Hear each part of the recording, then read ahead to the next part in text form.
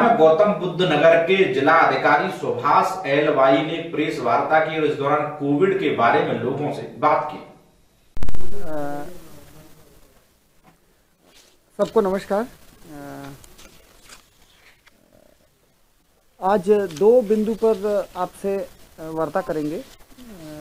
एक तो जनपद गौतम बुद्ध नगर में कोविड के संबंध में तथा आज निर्वाचक नामावली वोटर लिस्ट की प्रकाशन जो की जा रही है उसके बारे में। आप अवगत ही है कि विगत कुछ दिनों में कोरोना की केसेस में संख्या में बढ़ोतरी हुई है और आज जनपद गौतम बुद्ध नगर में 1000 केस एक्टिव केस क्रॉस वो नंबर किया है। तो शासनादेश द्वारा जो रिस्ट्रिक्शंस लागू की गई है वो जनपद गौतम बुद्ध नगर में कल यानी 6 जनवरी 2022 से लागू रहेगी। जो कोरोना की इस लहर में जिला प्रशासन ने विशेषज्ञों से काफ़ी चर्चा की है और विगत कुछ दिनों का अनुभव ये रहा है, संख्या में वृद्धि तेज़ी से हुई है, परंतु जो हॉस्पिटलाइजेशन तथा ऑक्सीजन रिक्वायरिंग पेशेंट्स की संख्या है वो बहुत ही कम या ना के बराबर है। ये बात बहुत आवश्यक है। मैं दोबारा आपके सामने रखना चाहूँगा कि जिला प्रशासन ने जो चिकित्सा विशेषज्ञों से जो परामर्श चर्चा की है, सरकारी हॉस्पिटल की, सरकारी मेडिकल कॉलेजेस की तथा प्राइवेट हॉस्पिटल्स की जो डॉक्टर्स हैं उनसे, ये जो कोरोना अभी विगत कुछ दिनों में जो देखने को मिल रही है, ये ट्रांसमिसिबल, इसकी ये फैलने की जो रेट है ये बहुत ज़्यादा है, परंतु जो कोरोना के पेशेंट्स हैं या जो कोरोना ग्रसित लोग हैं तो उनमें कोई सीरियस लक्षण अथवा कोई हॉस्पिटलाइजेशन की आवश्यकता बहुत कम देखने को मिल रही है। अगर हम हमारे ही ज़िले के आंकड़े हम देखें तो 1110 एक्टिव केसेस आज की तारीख में अभी तक कोरोना केस हो चुकी है। उनमें से कोई भी ऐसे पेशेंट नहीं है जिनको ऑक्सीजन की कोरोना की वजह से ज़रूरत हो।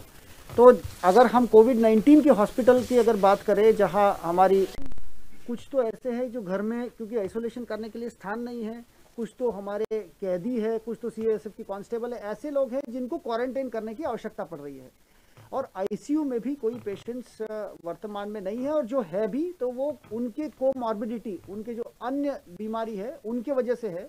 और उदाहरण के लिए अगर बताएं तो अभी कुछ देर पहले ही एक कोरोना के एक महिला की उनकी एक डिलीवरी होनी थी, सक्सेसफुली डिलीवरी कोविड-39 हॉस्पिटल ने किया है।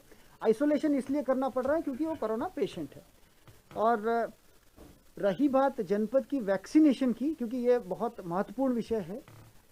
फर्स्ट डोज लगभग सबको लग चुकी है। अगर प्रतिशत में देखें तो क्योंकि गौतम बुद्ध नगर में बाहर के भी बहुत लोग आके लेते हैं, माइग्रेंट पॉपुलेशन है, लगातार जनता आती रहती है, तो 125% हम लोगों ने अचीवमेंट किया है और दूसरी डोज की भी अचीवमेंट 89% है।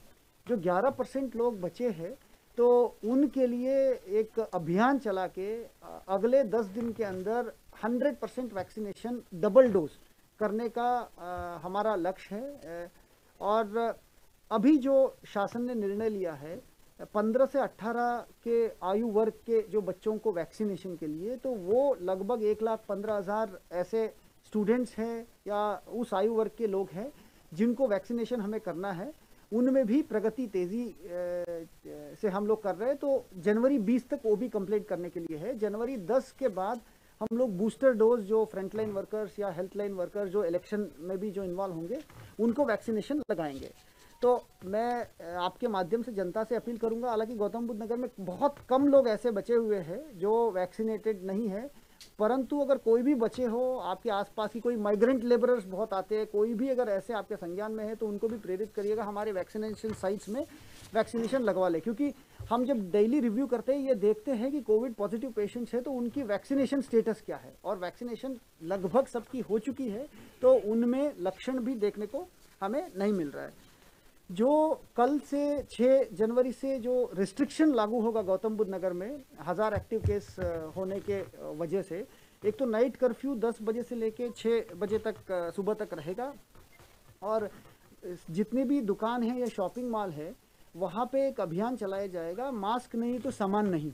तो इसके लिए व्यापार कर विभाग को नोडल बनाया गया है। तो ये सारे आम जनता को एक मास्क पहनने का और कोविड अप्रोप्रिएट बिहेवियर को पालन करने के लिए प्रचार प्रसार कराया जाएगा। इंटीग्रेटेड कंट्रोल रूम और निगरानी समितियों को एक्टिवेट की गई है। RWS, AOS से निरंतर चर्चा करते हुए अगर कोई सिम्टोमेटिक